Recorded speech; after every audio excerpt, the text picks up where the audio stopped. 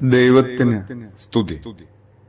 പ്രഭാത കിരണത്തിലേക്ക് സ്നേഹവന്ദനം.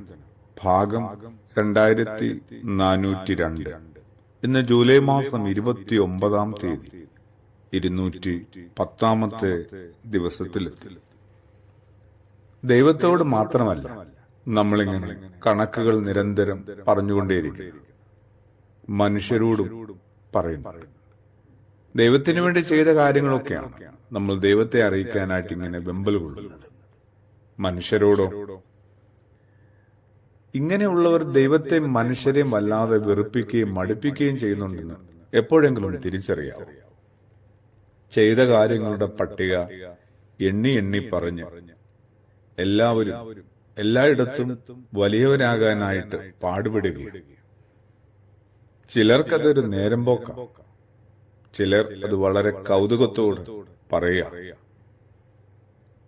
ഈ കണക്ക് പറച്ചിലുകളൊക്കെ എന്തുമാത്രം പരിഹാസ്യമാണ്, നിന്ദ്യമാണ്. അത് അത്രത്തോളം ആവുന്നത് സ്വന്തം വീട്ടകങ്ങളിൽ നിന്ന് അതിന്റെ ശബ്ദം മുഴങ്ങുമ്പോഴാണ്.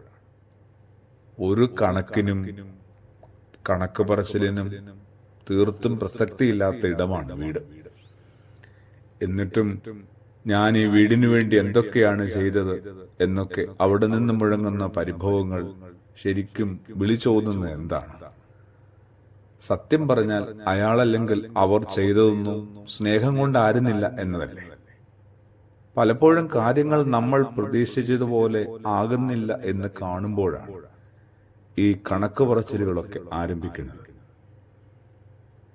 ഇതിനകത്ത് ഏതാണ്ട് ഒരുപോലെ തന്നെയാണ് സ്ത്രീകളും പുരുഷന്മാരുമൊക്കെ. ഈ കണക്ക് പറച്ചിലുകളൊന്ന് ഒഴിവാക്കാനായിട്ട് പറ്റുമോ? ദൈവത്തോടായാലും മനുഷ്യനോടായാലും നമ്മളുടെ ഇടപെടലുകളും ബന്ധങ്ങളുമൊക്കെ കുറെ കൂടി സ്നേഹവും ആദരവും സമർപ്പണവും നിറഞ്ഞാകാനായിട്ട് ശ്രദ്ധിക്കാൻ പറ്റുമല്ലേ? ഇത്രയേ ഉള്ളൂ. ഒരു തിരിച്ചറിവുണ്ടായാൽ മതി. അവനവന്റെ ജീവനും ജീവിതവും എന്നത് തന്നെ വലിയൊരു കടബാധ്യതയാണ്. ആ ഒരു വെട്ടം കിട്ടിയാൽ മതി. അത് നമ്മെ കുറെ കൂടി വിനീതരായ മനുഷ്യരാക്കും.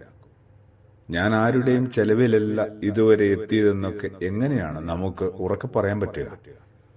എത്രയോ പേരുടെ നന്മയിൽ പങ്കുപറ്റിട്ടാണ് ഞാനും ഇവിടെ വരെ എത്തിയത്. അമ്മ തുടങ്ങി ഇങ്ങോട്ട് ഇനിയും എത്രയോ പേരുടെ കരുതൽ നമുക്ക് വേണം വേണ്ടി വന്നിട്ടുണ്ട്. ഇതൊന്നും വീട്ടിൽ തീർക്കാനാവാത്ത കടങ്ങളുമാണ്. അതെ, അങ്ങോട്ട് തന്നതിലേറെ ഇങ്ങോട്ട് സ്വീകരിച്ചിട്ടുണ്ട്. ഞാൻ കൊടുത്തിട്ടുണ്ടാവാം എന്തെങ്കിലുമൊക്കെ, ആർക്കെങ്കിലുമൊക്കെ. പക്ഷെ കിട്ടിയതിന്റെ കണക്ക് നോക്കുമ്പോൾ സ്നേഹം ഉൾപ്പെടെ കരുതൽ ഉൾപ്പെടെ കൊടുത്തതൊക്കെ തുച്ഛമാണ്. ആ കൃപകളെ ധ്യാനിക്കുന്ന ഒരാൾക്ക് പിന്നെ എന്തിന്റെ കണക്ക് പറയാനാണ് ശക്തി ഉണ്ടാവുക? ഇല്ല. ഈ ചെയ്യുന്നതൊന്നും അതിന്റെ പലിശ പോലും ആകുന്നില്ല എന്നൊരു തിരിച്ചറിവിലേക്ക് ഏതൊരാളും ഈ നല്ല പുലരിയിലെത്തട്ടെ. പ്രാർത്ഥനയോടുകൂടി. ആമേൻ.